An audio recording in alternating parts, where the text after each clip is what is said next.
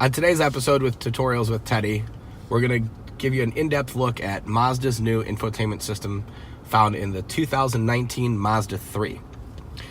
Just like before, it is going to have your traditional Commander wheel, the setup. However, it is going to be a little bit different. You're going to be faced with 4 buttons versus 5, and then underneath your volume knob, you're going to have your favorites, which was previously right around the Commander switch. Same functionality as before, so rotational as well as a joystick-like movement, and then pushing down would be selecting or hitting enter. So with that being said, let's jump right into it. Your home screen is going to look a little bit different to what you're used to with the current Mazda setup. Instead of having 5 bubbles that would be there, you now have items that are listed, and then when rotating the dial, you'll be able to cycle through. You're still going to have 5 options like you used to before. They're just worded a little bit different. So information, entertainment, communication, navigation, and settings.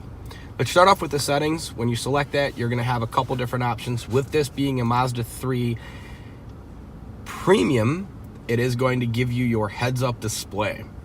So like in the past, Mazda is offering the same type of heads-up display, which is going to be a color heads-up display that looks like it's floating kind of halfway along the hood.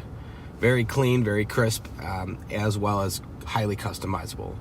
Your in-vehicle displays, when selecting it, again, with your active driving display and your center display, are going to be able to be customized right from here, as well as your instrument cluster display. So selecting the instrument cluster display, you can see if you want to have your fuel efficiency and range in the type 1 or type 2. So what I'm seeing here is an actual digital readout versus a numerical value. Going back to your center display, that's going to allow you to adjust and turn your display completely off if you wanted to, just like that.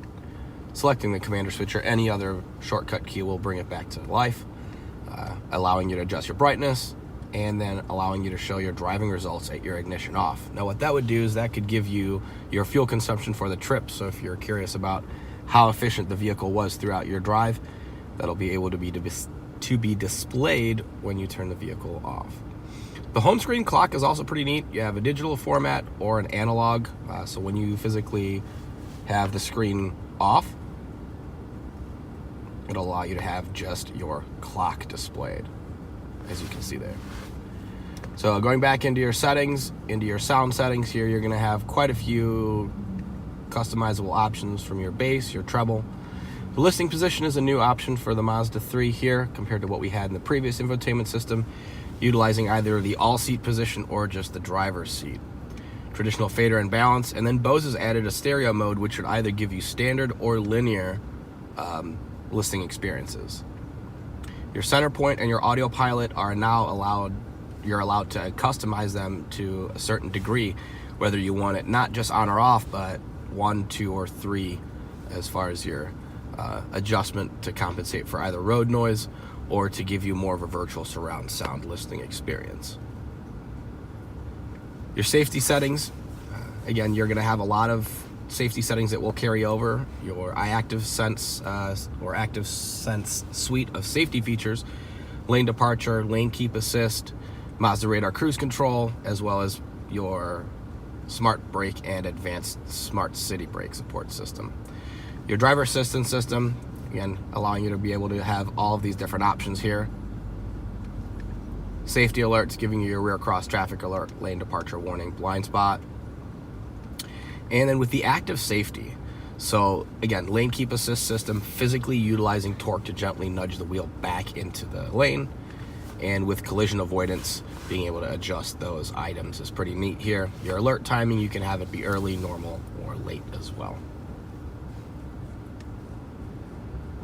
So pedal misuse alert is going to alert the driver when the accelerator and brake pedals are depressed simultaneously.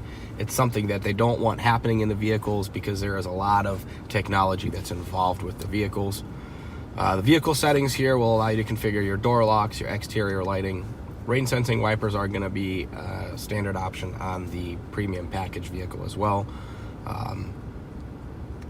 your connectivity settings, allowing you to go through your Bluetooth, and then the system settings itself, allowing you to adjust your clock, your voice recognition settings, the language, your temperature, and your distance and speed. Going out of the settings into your navigation, when the vehicle is equipped with the navigation, selecting that will give you your full map once it is installed. Communication will bring you right to where your phone is connected, just like it was before, very easy to utilize. And then selecting favorites, once you have some favorites stored, we'll pull them right up for you. Your entertainment, this vehicle being equipped with the XM, you are obviously seeing the XM being shown right here. Hitting the commander switch will allow you to pull up your menu, whether it's your source list, your favorites, your channel list, your tuner controls, content alert, you can save artists, and then your audio settings again.